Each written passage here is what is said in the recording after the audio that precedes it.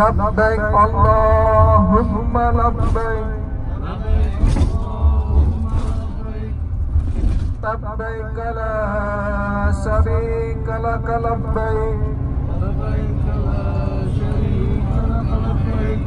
innal hamda wan nikmata laka wal mulk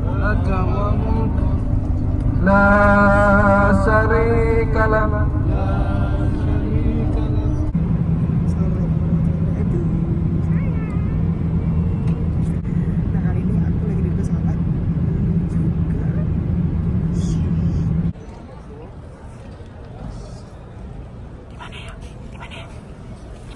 Alhamdulillah udah nyampe. Jangan, ternyata kita di Madinah.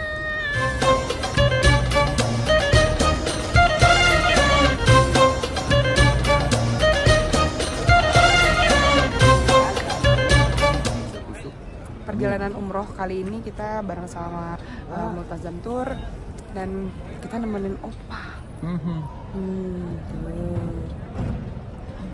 Opa yang first time umroh ya. Doakan semoga lancar. Nanti kita akan ngeliput berbagai macam apa sih perjalanan umroh itu, biasanya kemana aja dan makanan apa yang wajib dicobain di sini di Madinah dan di Mekah. Oke? Jangan di skip ya guys, please ngedit sendiri loh guys. Sekarang pagi dan kita harus bersiap ke Raudhah. Ini siapa sih cantik ini banget? Dingin banget. Ini Zaskia Diomeka ya? Ini Arab. Orang Turki nempel di Indonesia. Ini dingin banget ya. Itu pertama kali ke Madinah dingin deh gitu. Oh gitu, aku udah pernah tapi nggak sedingin ini. Memang ini dingin banget. Iya, aku pernah yang udara dingin tapi panas gitu. Aku pernah. Pertama kali dari ini Enak kakak dong. Ini Mbak Selfie namanya guys, cek guys. Biar kayak vlogger gitu. Hai guys. Ada di Tanarda. Tanarda, sisi lain Tanarda. Sisi lain Tanarda. Nanti jangan lupa di vlog Ardiansyah Family.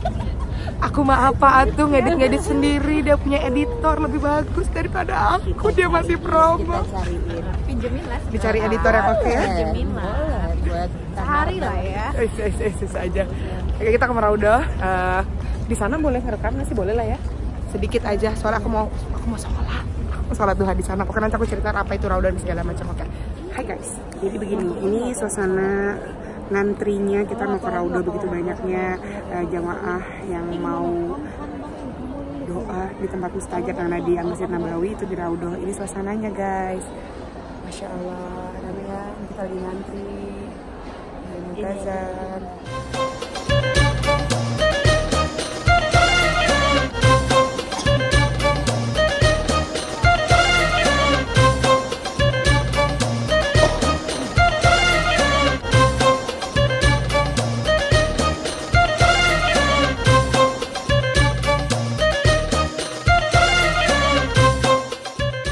Assalamualaikum. Nah sekarang siapa sih ini? Aduh, nggak istri nggak suami, sampah aja di vlog aku. Sebenarnya nanti akan promo. Jangan lupa nonton ya Ardiansyah. Apa? Apa? Hah? Apa sih channelnya? Apaan? Channel YouTube-nya? Yang mana?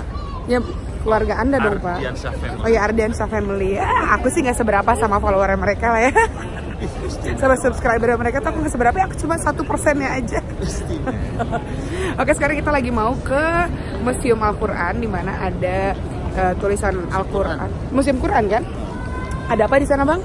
Ya ada sejarah penggunaan Quran dari beberapa bagian.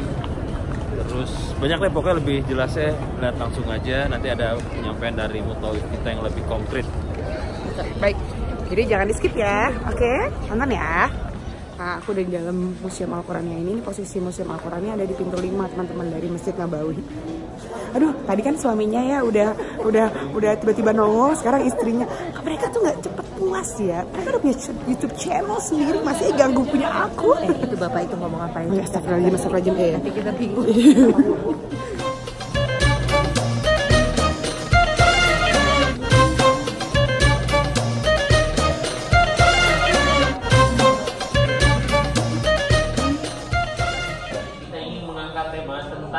Keagungan Al-Quran. Di sini disebut nama atau diberi nama An-Nabaul Azim, yaitu berita yang sangat besar sekali. Apa itu An-Naba'ul Azim? An-Naba'ul Azim itu adalah merupakan Al-Quran. Al-Quran membawa kabar dan berita yang sangat besar. Di dalamnya ada kabar tentang hari kiamat, ada kabar tentang orang-orang terdahulu, sejarah umat-umat yang sudah lampau, kemudian juga tentang diutusnya Nabi kita Muhammad SAW. Dan di dalamnya ada hukum-hukum Allah Subhanahu Wa Taala. Bapak Ibu sekalian, Al-Quran adalah merupakan perkataan Allah, Zat yang menciptakan kita, yang memberikan kepada kita rezeki, dan Dialah yang paling tahu kebaikan untuk hamba-hambanya. Dan itu semua dijelaskan di dalam Al-Quran. Dan Al-Quran adalah merupakan petunjuk bagi kita semuanya. Inna hadzal Qur'ana yahdi lillati hiya aqwam wa yubashshirul mu'minin. Kata Allah. Dan sesungguhnya kata Allah, ini Al-Quran adalah sebuah petunjuk kepada jalan yang lurus dan akan memberikan kabar gembira kepada orang-orang yang beriman.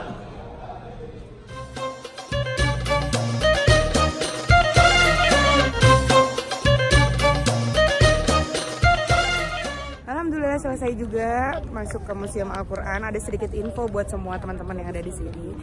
Jadi terlalu banyak informasi yang didapat orang-orang Indonesia. Aku juga pernah dapat informasi ini kalau misalnya, aduh, kayak mereka tuh selalu nongol. Tuh kan, ini ngevlog terus. Kan aku jadi gatel dan ngevlog juga. Nah jadi ini informasi aja buat semuanya. Kalau mau wakaf Al-Quran, sebaiknya memang belinya itu harus di percetakan Al-Quran yang resmi yang ada di sini gitu. Jadi aku kalau nggak mau tuh harus fokus tau guys. Kita berdua ini apa Instastory ngomongin pasangan masing-masing. Yang heboh sebenarnya tuh yang heboh nih cewek-ceweknya doang ngevlog ya kan. Mereka nggak mau megang kamera kan, jadi kan kita mulai nongol. Sedangkan kita kan butuh materi. Kalau Anda kan emang konstan ya, kalau saya kan mau saya aja. Jadi laki-laki tuh nggak ada inisiatif emang laki-laki itu berdua. Ember. Saya mau lanjut lagi, tadi omongan saya sampai mana ya, saya lupa. Oke. Wakaf itu sebaiknya memang di tempat percetakan resmi. Nah, kalau di Masjidil Nabawi itu ada yang tadi pusat Museum Al-Quran. Di situ nanti endingnya kita akan dikasih toko untuk beli Al-Quran. Itu kenapa aku bilang harus dari percetakan asli, karena di Masjidil Nabawi ataupun di Masjid Al-Haram itu mereka akan sortir semua yang tidak ada stemnya. Jadi memang pilihan-pilihan terbaik ya.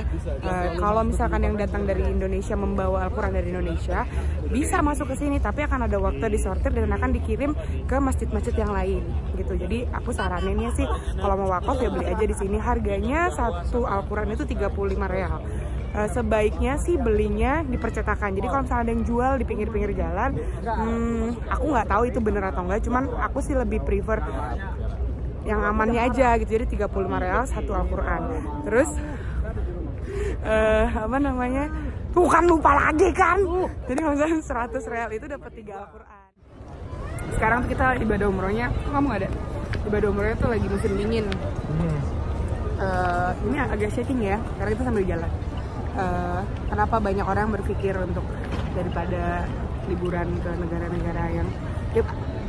negara-negara yang lain, sebisa mungkin setahun sekali pengennya umroh, misalnya kayak gitu ya, ada yang doa-doa kayak gitu. Itu aku memang merasakan hal yang, kalau aku pribadi ya, aku ngerasain aku butuh energi baru untuk merefresh lagi, karena memang dunia itu kan sementara nih. Terus kayak udah capek gitu, maksudnya kalau pasti di Jakarta kita ngeliat handphone otomatis semuanya ngomongin masalah kerjaan. Tapi kalau di sini tuh kita kayak semua aktivitas untuk Allah. Azan kita buru-buru pengen sholat di dalam masjid. Terus kayak waktu tuh cepet banget gitu buat ibadah doang. Sedangkan kita di Jakarta kok cepet banget, tapi kita lupa sholat, azan kita ntar tasok. Kalau di sini tuh kayak semua orang berlomba-lomba, bahkan toko-toko pun tutup. Jadi memang diwajibkan tutup dulu atau pas lagi jamnya sholat. Jadi menurut aku ya, kalau aku sih doanya, setiap doaku aku pengen banget kalau dikasih rezeki setiap tahun pengen kesini untuk berikan. Bukan karena mau ria atau apapun itu, cuman memang kalau kita Kalau nggak kelihatan dong muka saya Pak.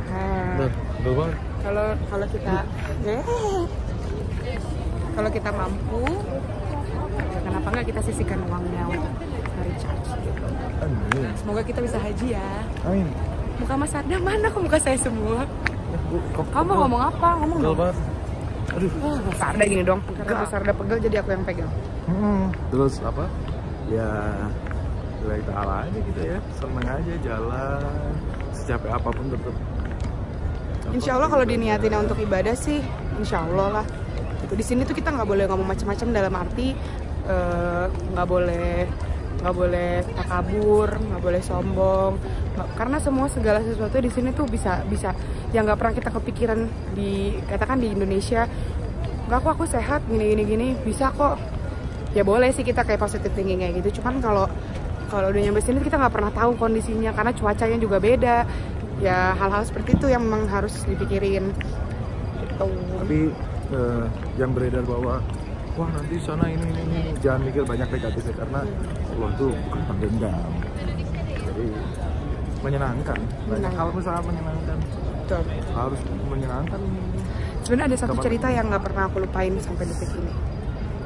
Umroh terakhir kali kesini, aku selalu jatuh cinta dengan kota Madinah. Umroh terakhir kesini tuh, aku doa pengen dong nambah 1 hari lagi di Madinah.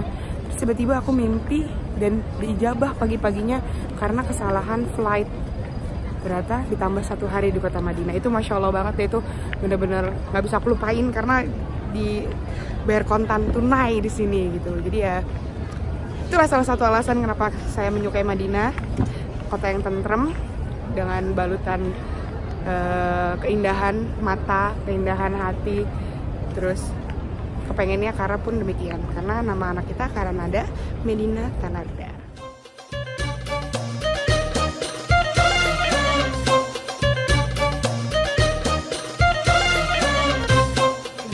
Satu, dua, tiga. Good never.